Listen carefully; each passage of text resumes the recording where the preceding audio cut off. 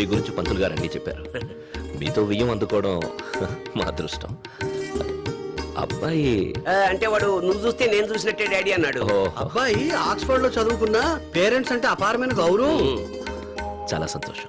అయ్యా ఇంకో అరగంటలో యమగండం మొదలవుతుంది. ఈ లోపల అమ్మాయిని తీసుకొస్తే. తప్పకుండా. అంజలి బాబు నోట్లో వేలు పెట్టుకోకూడదు. తీనాన్న. అయ్యో అంత పని మాత్రం చేయకండి. వాడు నోరు తెరిస్తే యమ డేంజరు. ఏంటయ్యా డేంజరు? నోట్లో వేలు పెట్టుకోవడానికి అతను ఏమన్నా ఇంకా చిన్నపిల్లడా? వేలు తినన్నా? రే శివ, బా. అమ్మాయి ఇంకా రాలేదు, తొందరగా తీసుకురమ్మను. అలాగే బావా. పెద్దనాన్న అక్కింట్లో లేదు, పొద్దునే వెళ్ళిపోయింది. అంజలి, సావిత్రి అక్కడ ఇంట్లో కనిపించట్లేదండి. ఏమైంది బాబు గారు? అది ఏంటి బాబు గారు అంత కంగారు పడుతున్నారు? అమ్మాయి ఎక్కడికి వెళ్ళిందనా? ఏ స్నేహితురాలను కలవడానికి వెళ్ళి ఉంటుంది. బావగారు, అమ్మాయి ఇలా బయటికి వెళ్ళడం ఇదే మొదటిసారా, లేకపోతే ఇంతకు ముందు కూడా అదే స్నేహితురాలను కలవడానికి వెళ్ళడం? ఏంటో మా వాడికి ఎన్నో మంచి సంబంధాలు వచ్చాయి. అయినా పట్నం అమ్మాయిల స్పీడ్ మేము తట్టుకోలేమని భయపడ్డాం. అదే పల్లెటూరు పిల్లయితే పద్ధతి సాంప్రదాయంగా ఉంటుందని ఇంత దూరం వచ్చాం. ఇక్కడికి వచ్చాక తెలిసింది పద్ధతులు సాంప్రదాయాలు ప్రాంతాన్ని బట్టిగాక పెంపకాన్ని బట్టి ఉంటాయని. బావగారు, ఈ అమ్మాయి స్నేహితురాలతో బయటికి వెళ్ళిందా, లేకపోతే ఏ స్నేహితుడితోటన్నా లేచిపోయి? ఐఎమ్ సారీ, ఏదో మాట వరుసకున్నాను, ఏమనుకోకండి. అయినా ఈ రోజుల్లో ఆడపిల్లలు బయటకు వెళ్ళాలి, మళ్ళీ రావడాలు ఇవన్నీ కామనే కదా. వస్తాం, పదండ్రా.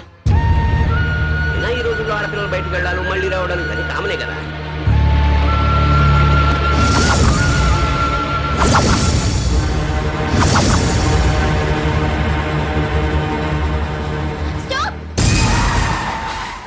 ఏమైంది సావిత్రి? మ్యామ్, నేను అర్జెంట్ గా ఇంటికి వెళ్ళాలి. ఒకసారి బస్ వెనక్కి తిప్పమని చెప్పరా? కుదరదు సావి, మనం ఊరు దాటి 200 కిలోమీటర్లు వచ్చేసాం. తిరిగి వెనక్కి వెళ్ళటం అంటే కష్టం. అయితే నేనే దిగి వెళ్ళిపోతాను. ఏంటి సావిత్రి, ఏమైనా ఉంటే ముందే చూసుకోవాలి కానీ ఇంత దూరం వచ్చాక ఏంటిది? దూరం అయినప్పుడే దగ్గర వాళ్ళ వాల్యూ తెలుస్తుంది. నేను ఇంకా వాళ్ళకి దూరం అవడం నాకు ఇష్టం లేదు మ్యామ్.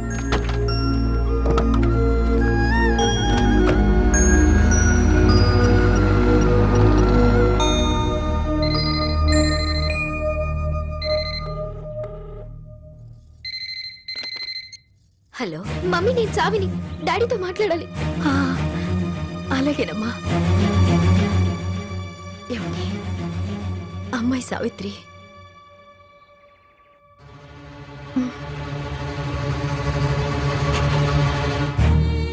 ఒక బాధ్యత లేని కొడుకు కళ్ళ ముందు తిరుగుతున్న తట్టుకోగలమేమో కానీ ఒక బరి తెగించిన కూతురు ఇంట్లో ఉంటే చూస్తూ భరించలేము.